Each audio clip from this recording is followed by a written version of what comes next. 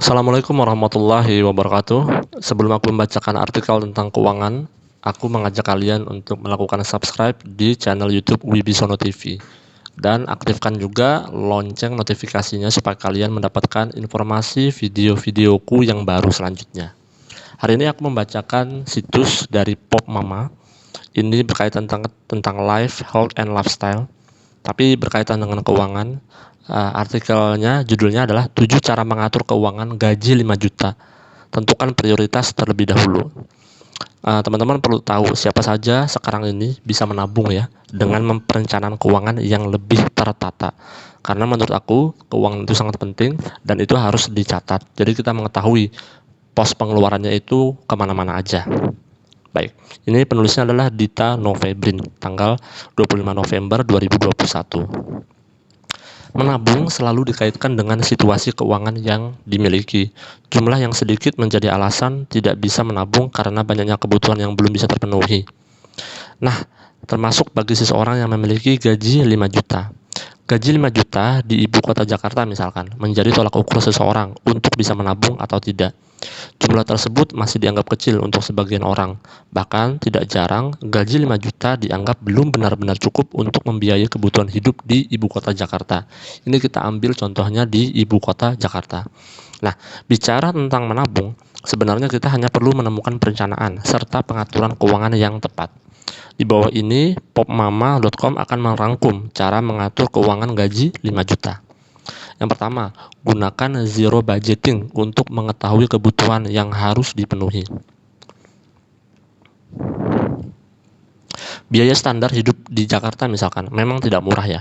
Untuk itu dibutuhkan kemampuan bisa mengatur keuangan dengan baik agar gaji 5 juta tidak langsung habis begitu saja. Gunakan zero budgeting untuk mengatur keuangan dengan baik. Jadi ketika gaji bulanan baru saja diterima, sebisa mungkin langsung dihabiskan untuk pos-pos keuangan yang sudah disiapkan. Contohnya, mencatat jumlah pengeluaran rutin setiap bulannya. Pengeluaran juga terbagi menjadi dua, tetap dan tidak tetap. Keduanya dijumlahkan. Setelahnya akan diketahui berapa jumlah yang harus dipenuhi.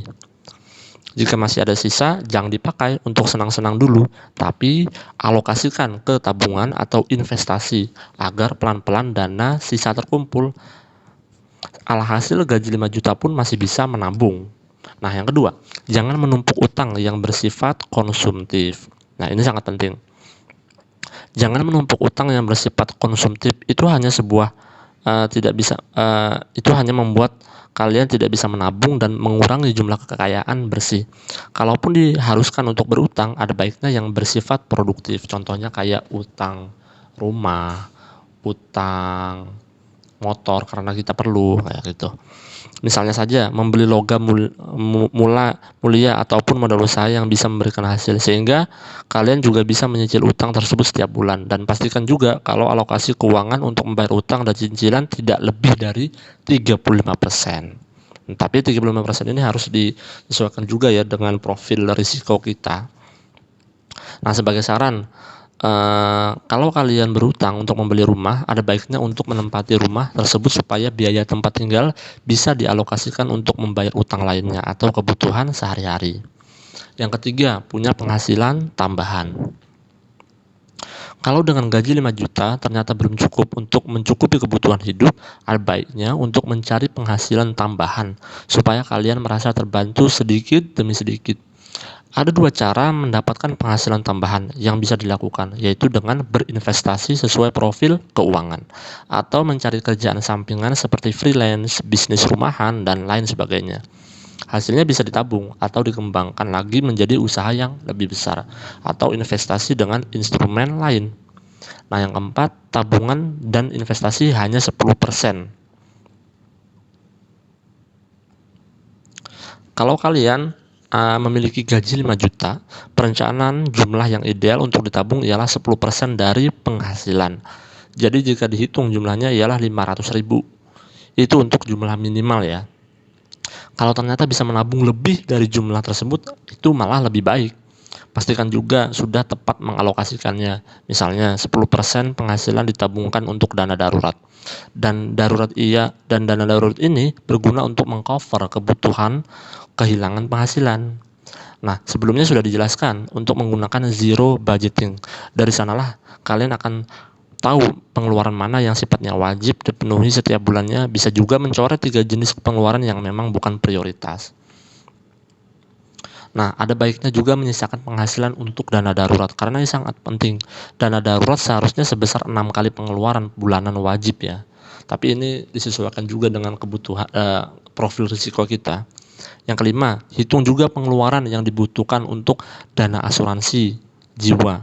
Kalau ini aku tidak menganjurkan ya, karena aku tidak memakainya. Jadi aku tidak membaca. Yang keenam, langsung gunakan prioritas dalam membutuhkan kebutuhan jangka pendek dan jangka panjang. Karena masih banyak orang yang tidak bisa mengatur keuangannya, tiba-tiba habis gitu. Untuk mengetahui apa saja tujuan jangka pendek dan jangka panjang, buatlah daftarnya terlebih dahulu. Contohnya ingin menyicil rumah, persiapan kelahiran anak, dan lain-lain. Dengan mengetahui tujuan jangka pendek dan jangka panjang sesuai dengan prioritas, kalian pastinya akan mencari cara bagaimana bisa memiliki tabungan untuk keperluan tersebut. Untuk persiapan memenuhi kebutuhan jangka pendek, umumnya sebagian orang melakukan investasi lump sum ke salah satu instrumen investasi seperti reksadana pendapatan tetap, karena dana ada di reksa dan akan berkembang. Sedangkan untuk tujuan jangka panjang seperti pendidikan anak dari SD sampai dengan dana pensiun, untuk menentukan mana dulu yang harus dipenuhi, kalian perlu mencatatnya. Misalnya dana pendidikan dengan kasus tujuan pendek sudah terpenuhi semua. Juga yang ketujuh adalah cek selalu kondisi keuangan. Mengecek kondisi keuangan membuat kalian tahu pos kebutuhan mana saja yang harus segera di-cover, namun kondisi keuangan ternyata sedang tidak baik. Memeriksa kondisi keuangan bisa dilakukan dengan berbagai cara, misalnya menggunakan aplikasi perencanaan keuangan, mendatangi konsultan keuangan, dan masih banyak lagi. Nah, itulah beberapa cara mengatur keuangan 5 juta.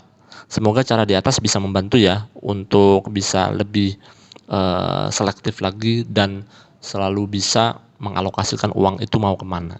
Oke teman-teman, terima kasih. Jangan lupa subscribe dan aktifkan lonceng notifikasi channel Wibisono TV ini. Assalamualaikum warahmatullahi wabarakatuh.